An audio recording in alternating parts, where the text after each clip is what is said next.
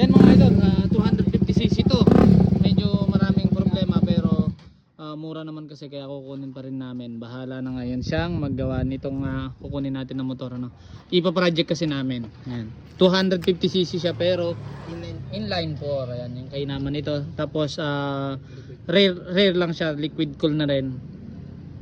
Ayan. Ipapakita namin sa inyo kung ano yung magiging itsura niya, saka kung ano yung mga papalitan namin at makikita nyo naman siya talagang kailangan i-kondisyon, saka hanggang mayari ipapakita namin sa inyo. Kompleto naman siya, pati mga kaha, kami na yung bahala. Yung shock niya tagas-tagas na din, kami na lang bahala sa mga papalitan dyan. Ayan.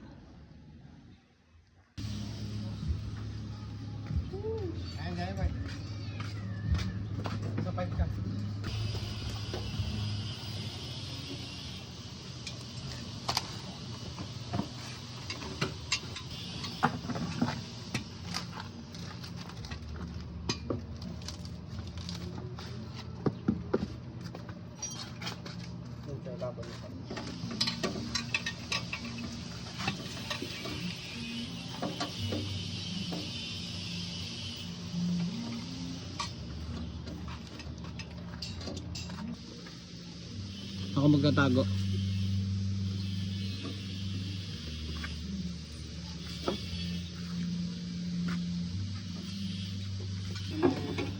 Yun mga idol, na iuwi namin dito ng maayos itong binili namin na motor. Papaayos natin yung makina.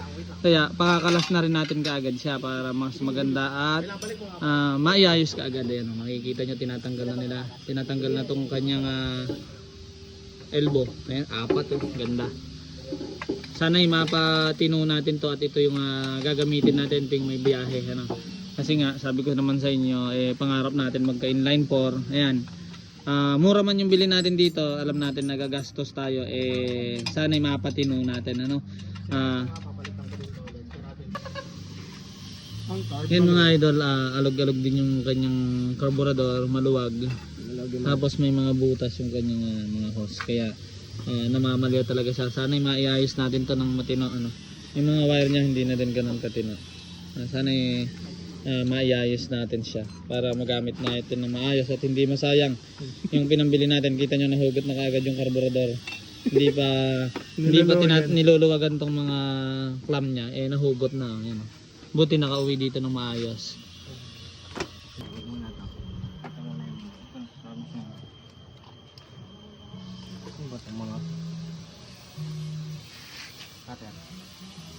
Hindi naman lahat, hindi ba naman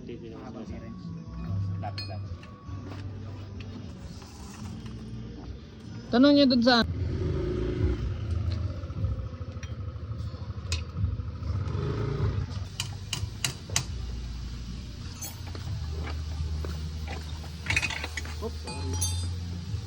sino ba nito?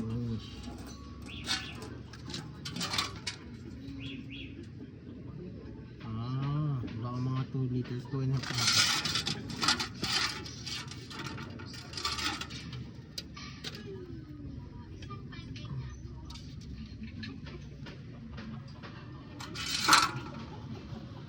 Grabe puti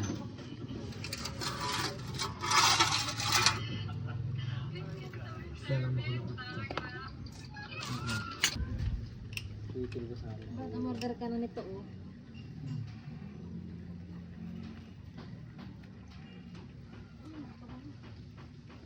Wala na nga kayong inilawag.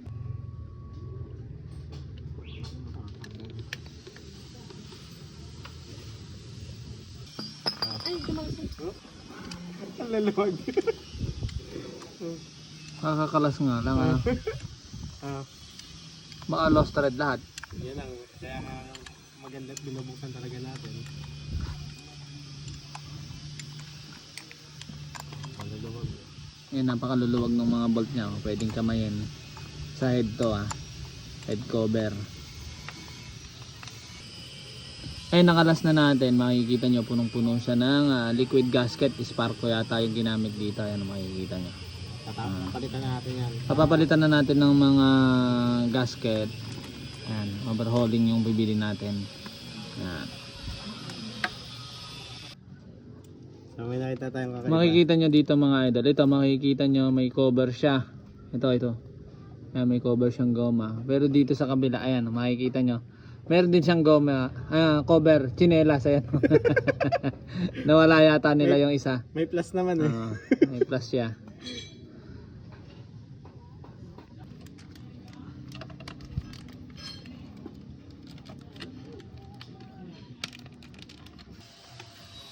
Okay, ikutin nyo. May ikot na ba dyan? Gayawakan nyo na lang, ikotin ko dito.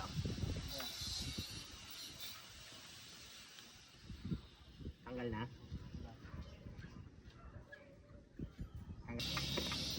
Yan mga idol, sabi kasi nung bibilihan namin ay itong clutch damper ang sira.